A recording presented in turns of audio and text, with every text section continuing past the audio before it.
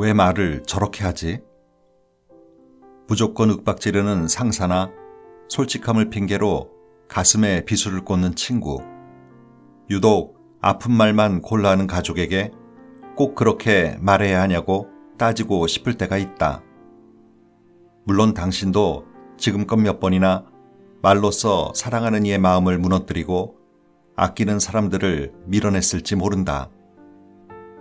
어쩌면 어제 저녁에도 마음과 다른 말을 툭 뱉고 돌아서면서 너무 심했나? 하고 후회했을지도. 그렇게 우리는 어른이 되어서도 여전히 말에 서툴다. 책 읽는 다락방의 제이입니다. 오늘 소개해드릴 책은 김윤나 작가의 말그릇입니다. 우리의 생각과 느낌을 상대방에게 전달하고 의사소통을 하는 행위가 바로 이 말인데요.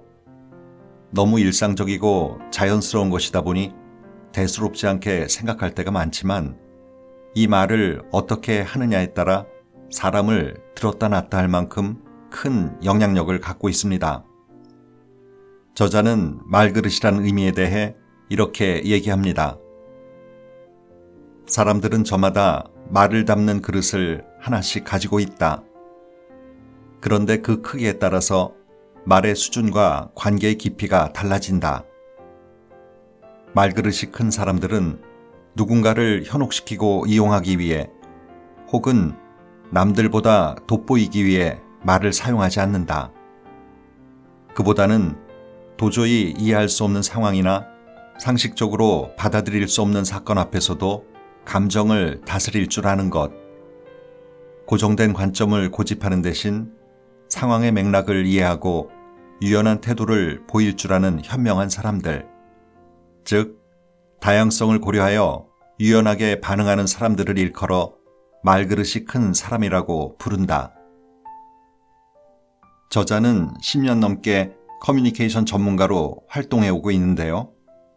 우리가 바로 이 말그릇에 관심을 가져야 하는 이유에 대해 자신의 경험을 들어 이렇게 말을 합니다. 20대 때 나는 내가 돋보이는 말하기를 즐겨 사용했다. 많은 말을 하고 있어 보이는 문장을 구사하고 대화의 중심이 되려고 노력했다. 하지만 그런 말을 사용할수록 점점 더 외로워졌다. 그래서 다시 돌아보기 시작했다. 나와 내가 자주 사용하고 있는 말들에 대해서. 사람들은 말재주가 뛰어난 사람을 부러워하지만 곁에 두고 싶어 하는 사람은 결국 말에서 마음이 느껴지는 사람이다. 많은 말을 하지 않지만 꼭 필요한 말을 조리 있게 하는 사람. 적절한 때에 입을 열고 정확한 순간에 침묵할 줄 아는 사람. 말 한마디에서도 품격이 느껴지는 사람에게 끌리게 되어 있다. 게다가 말은 상대방의 마음에도 파장을 일으키지만 내 마음에도 파장을 일으킨다. 표면적으로는 듣는 사람에게 영향을 끼치지만 사실은 그 말을 한 사람에게 가장 깊은 영향력을 남긴다. 지적하는 말하기를 자주 사용하는 사람은 시간이 흐를수록 자신의 마음이 예민해지고 화가 섞인 말하기를 사용하는 사람 마음에는 화가 쌓이기 마련이다. 그러니 자신의 말을 돌아보는 것은 말하자면 지금 맺고 있는 관계와 자신의 마음을 보살피는 가장 직접적인 방법이다. 그것이 전문가라고 자처하는 나조차 틈틈이 나의 말그릇을 점검하고 돌아보는 이유다. 말이란 어릴 때부터 누적되어 온 습관이기 때문에 말 습관을 바꾸는 것은 생각보다 쉽지는 않습니다. 그리고 말의 근원지인 자신의 내면을 변화시켜야만 비로소 말 습관이 바뀌게 됩니다. 그럼 본문의 글들을 통해 우리는 과연 우리의 생각과 감정에 맞게 말을 잘 해왔는지, 어떻게 하면 큰 말그릇을 가질 수 있을지에 대해 같이 살펴보시겠습니다.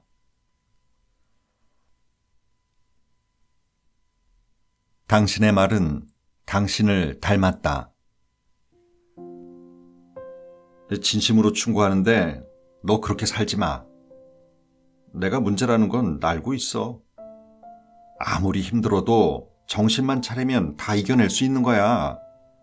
그야 머리로는 알고 있지. 아니, 넌 아직도 정신 못 차렸어. 너까지 그렇게 말하면 어떡해? 야, 나니까 이렇게 말하는 거야. 어렵게 고민을 털어놓았는데 친구가 이런 반응을 보인다면 어떨까? 가만히 따져보면 다 맞는 말이다. 하지만 이상하게 들으면 들을수록 기분이 상한다. 괜히 말을 꺼냈다는 생각만 든다. 저런 식의 대화 패턴이 몇 번 더 반복되면 아마 저 친구에게는 두 번 다시 고민을 꺼내놓지 않게 될 것이다. 아무리 너를 위한 말이라고 번지르르하게 포장해도 알맹이는 네가 문제다. 네가 나약하다는 뜻을 담고 있기 때문이다. 게다가 내 고민을 듣고 싶은 마음보다 이 기회를 통해 가르치고 충고하고 싶은 마음이 더 강하게 느껴진다. 직장에서도 마찬가지다. 평소 강압적이고 비난하는 식의 말을 즐겨 사용하는 상사라면 종종 다음과 같은 대화를 이어나갈 것이다. 일을 이렇게밖에 못하나? 몇 번을 말해야 알아듣겠어? 죄송합니다. 하지만 제 생각에는 됐고. 자네가 다 해봤어? 다 이유가 있어서 그러는 거 아니야. 그렇지만 앞으로는 그냥 시키는 일만 잘해. 이런 말하기를 즐겨하는 사람들은 지위가 높아질수록 고집스러워진다. 일방통행하는 말 습관 때문에 사람들이 피한다는 것을 본인만 모르고 점점 고립된다. 이런 식의 나는 옳고 너는 틀렸다는 비난하기는 가까운 사람들과의 관계에서 더욱 드러난다. 특히 부부관계에서 자주 찾아볼 수 있다. 당신과 결혼한 내가 미쳤지. 무슨 말을 그렇게 해? 당신이 가족을 위해 하는 게 뭐가 있어? 기껏 직장 다니는 거? 내가 놀아? 처자식 먹여 살린다고 애쓰는 거 안 보여? 그 노력은 당신만 해? 누구나 당연히 하는 거지. 됐어. 그만하자, 그만해. 갈등에 처했을 때 상대방의 결점과 한계를 찾아내고 당장 자신의 감정을 해소하는 데 집중하는 사람들은 대화를 하면 할수록 상대방의 취약점과 죄책감을 귀신같이 건드리기 때문에 말이 길어질수록 상황은 더욱더 나빠진다.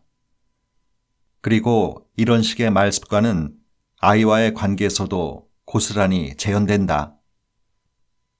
공부를 좀 열심히 해야지. 도대체 누굴 닮아 그러니? 공부 얘기 좀 그만해. 나 위해서 그러는 거니? 다 너 잘 되라고 그러는 거지. 엄마는 공부 잘하는 것만 중요해? 난 아무것도 아니냐고. 네가 아직 어려서 그래. 나중에 크면 몰라. 됐어. 엄마랑은 대화가 안 돼. 편하고 가까운 관계일수록 말의 경계는 무너지기 쉽다. 감정과 말을 다듬어야 할 필요성을 별로 못 느끼기 때문에 여과 없이 말을 던지게 된다. 하지만 안타깝게도 이러한 관계 속에서 생긴 말의 상처야말로 가장 깊은 상처를 남긴다. 정작 그 말을 뱉어냈던 사람은 금세 잊어버리고 돌아서지만 그 말을 들었던 사람은 시간이 흘러서도 잊지 못한다. 그 한마디가 그의 인생에 깊이 뿌리를 내리고 오래도록 흔적을 남긴다. 그래서 어릴 때 부모님의 날카롭고 무심한 말에 아파했던 사람일수록 오히려 자신의 아이에게 그 패턴을 반복할 확률이 높다. 혹시 이 글을 읽으면서 불현듯 떠오르는 한 사람이 있는가? 아니면 혹시 지금 이 글을 읽고 있는 당신이 이런 사람들 중 한 명인가? 말 때문에 관계가 어그러지고 자존감의 상처를 입으면서도 어디서부터 바꿔나가야 할지 몰랐다면 일단 당신이 평소 쓰고 있는 말을 찬찬히 들여다보는 것부터 시작해야 한다. 당신이 그 말을 사용하는 이유. 도대체 사람들은 왜 그렇게밖에 말을 못하는 거죠? 그 사람과는 말이 안 통해요. 말해놓고 후회할 때가 많아요. 어떡하죠? 어떻게 하면 사람들과 잘 지낼 수 있을까요? 상처받지 않으려면 어떻게 해야 하나요? 직업 특성상 말 때문에 힘들어하는 사람들을 자주 만나게 된다. 누군가에게 화가 나 있는 사람도 있고 외로움을 호소하는 이도 있고 같은 자리를 맴돌며 달라지지 않는 자신을 원망하는 사람도 있다. 차라리 혼자가 편하다며 안쓰러운 심정을 쏟아내는 사람들까지 짊어지고 있는 말의 무게와 상처는 그들만큼이나 다양하다. 그런데 왜 우리는 수없이 상처를 받으면서도 또다시 사람들에게 다가가서 말을 나누고자 하는 것일까? 왜 포기하지 않는 것일까? 바로 관계 안에서 안정감과 소속감을 느끼고 인정과 사랑을 확인하며 위로와 용기를 채우고 싶기 때문이다. 그것이 인간의 본능이기 때문이다. 대화의 주제는 달라도 그 마음만큼은 조금도 다르지 않다. 하지만 요즘에는 말하기를 주도권이라고 생각하는 사람들이 많아졌다. 말을 권력으로 여기면 곧 그것으로 사람을 통제하고 싶은 유혹에 빠지게 된다. 가르치고, 바꾸고, 조정하고, 원하는 방향으로 이끌고 싶은 욕심 때문에 말 안에 사람을 담지 못한다. 후배의 아픔을 돌보기보다는 정신 차리게 하는 목적으로, 아이의 사정을 알아주기보다는 잘못을 다그치는 수단으로, 친구의 고민을 보듬어 주기보다는 한 수 가르쳐 주려는 도구로 말을 사용하면 결국 사람은 다 떠나고 당신의 말만 초라하게 남는다. 관계는 통제의 언어로 지속되지 않는다. 사람에게는 자신의 고요성을 확인하고 싶은 욕구가 있기 때문에 그것을 억지로 바꾸려 들거나 강요하면 관계는 끊어진다. 세련된 말솜씨로 얼마 동안은 자신의 의중을 숨길 수도 있지만 말로 주도권을 잡고자 하는 욕망은 어느 순간 상대방에게 고스란히 전해진다. 사람과 사람을 이어주는 말은 통제의 말이 아니다. 그래, 힘들었겠다. 고생했어. 그럴 수도 있구나. 내가 무엇을 도와주면 좋을까? 이처럼 공감하고 존중하며 건강하게 자극하는 말에서 관계가 싹 튼다. 잠깐 떠올려보자. 지금 당신은 어떤 말을 사용하고 있는가? 통제를 위한 말인가? 소통을 위한 말인가? 조개를 해감하는 방법을 알고 있는가? 조개를 소금물에 담가서 빛이 들지 않도록 그늘에 두거나 검은 봉지를 씌워 놓으면 조개는 본래 살던 곳처럼 편안하게 느끼기 때문에 스스로 모래와 찌꺼기를 내뱉는다. 인간관계도 마찬가지다. 상대방의 마음을 얻고 싶을 때 혹은 아끼는 마음으로 돕고 싶을 때 우리가 할 수 있는 일은 믿음을 주고 기다리는 것뿐이다. 하지만 우리는 종종 그것을 잊어버린다.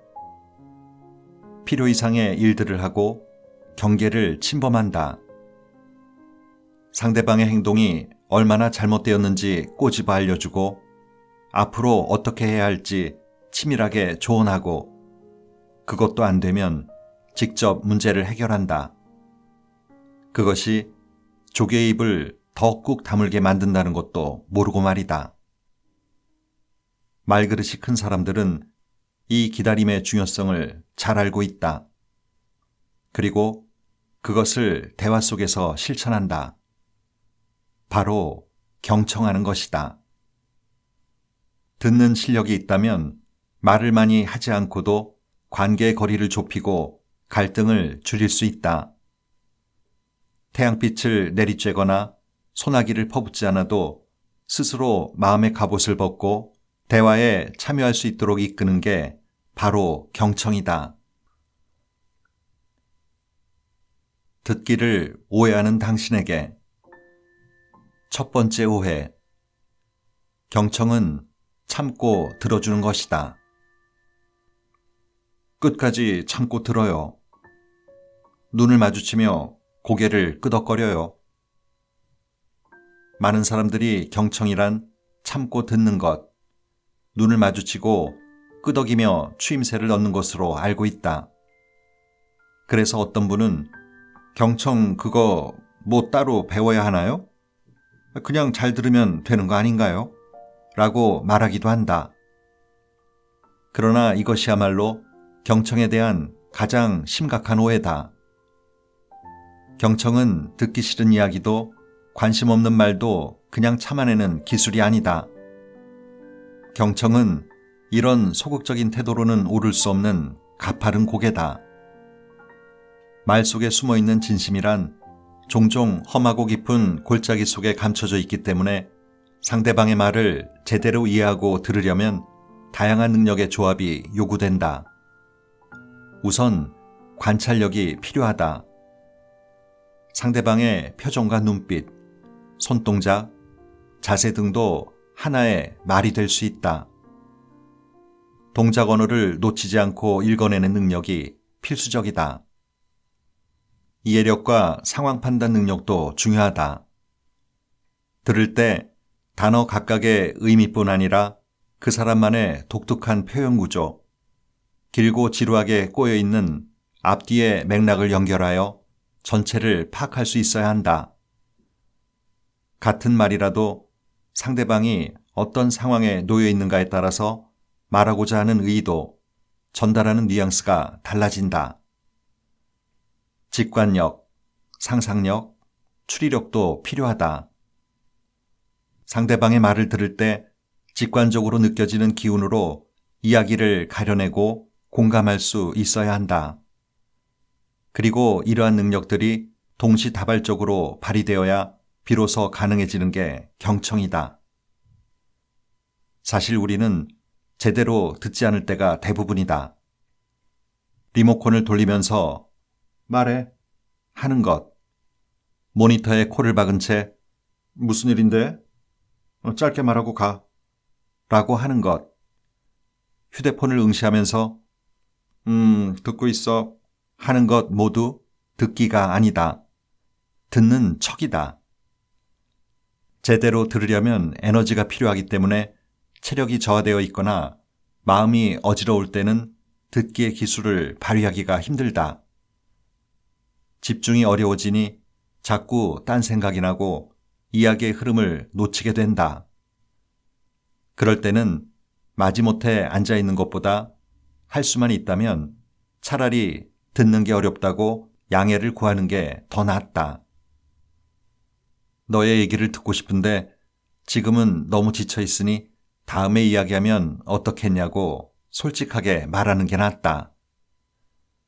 평소에 상대방의 말을 진심으로 들어줬던 사람이라면, 그래서 그 사람과의 관계가 견고하다면 그러한 양해는 충분히 받아들여질 것이다.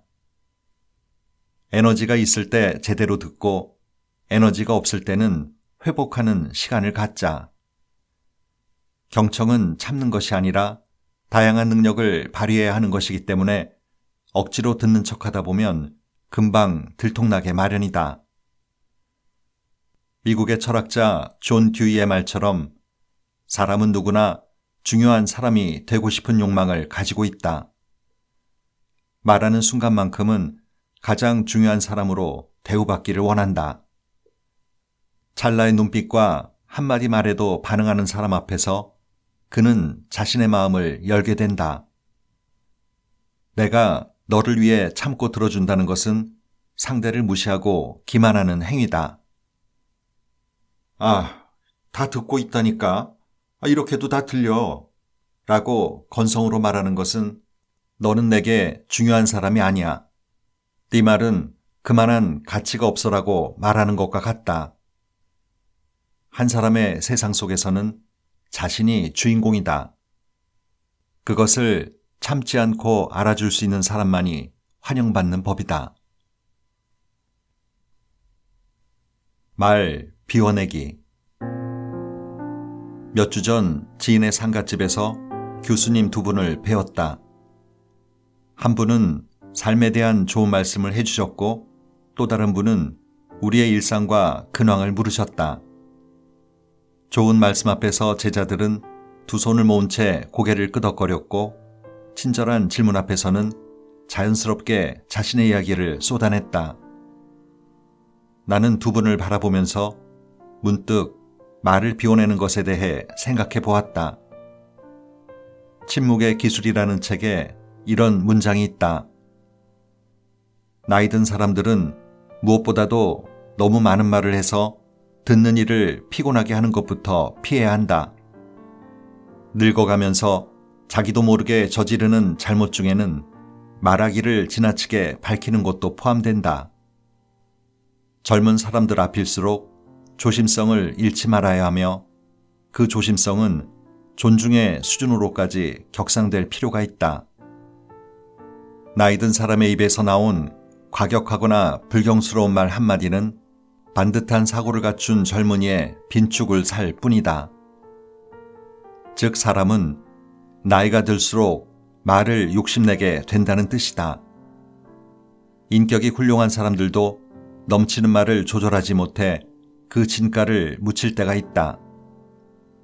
그 흐름을 바꾸려면 인내와 수양의 시간이 필요하다. 위의 책에서는 침묵보다 나은 말이 있을 때만 입을 열라고 조언하는데 그것은 결국 말에 대한 욕심을 내려놓아야 한다는 뜻이기도 하다.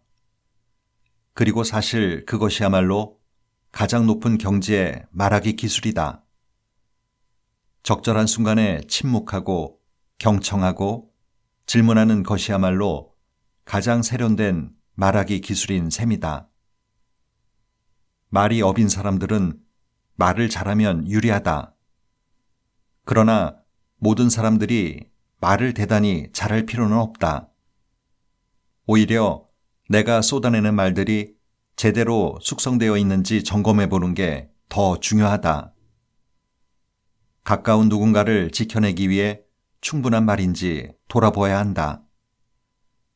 나이 들수록 나의 말그릇이 제대로 깊어지고 있는지, 적당히 채워지고 비워지고 있는지 가늠할 수 있어야 한다. 해를 넘길 때마다 나이와 주름살을 확인하듯 자신의 말그릇도 들여다볼 수 있어야 한다. 나이가 들어 모습은 성숙해졌는데 말은 여전히 미숙할 때가 많습니다. 나이 40이 넘으면 자신의 외모에 책임이 있듯이 삶의 연륜이 더해질수록 내가 한 말에도 책임이 따릅니다. 말을 하다 보면 몰라서 하는 말이 있고 알면서도 하는 말이 있는데 나이를 먹어가면서 몰라서 그리 말했다는 변명으로 피해갈 수 있는 기회는 당연히 줄어들겠죠. 그러니 내가 한 말에 책임까지 지는 상황을 줄이려면 나의 말그릇을 좀 더 키워야 하지 않을까요? 오늘도 좋은 하루 보내세요.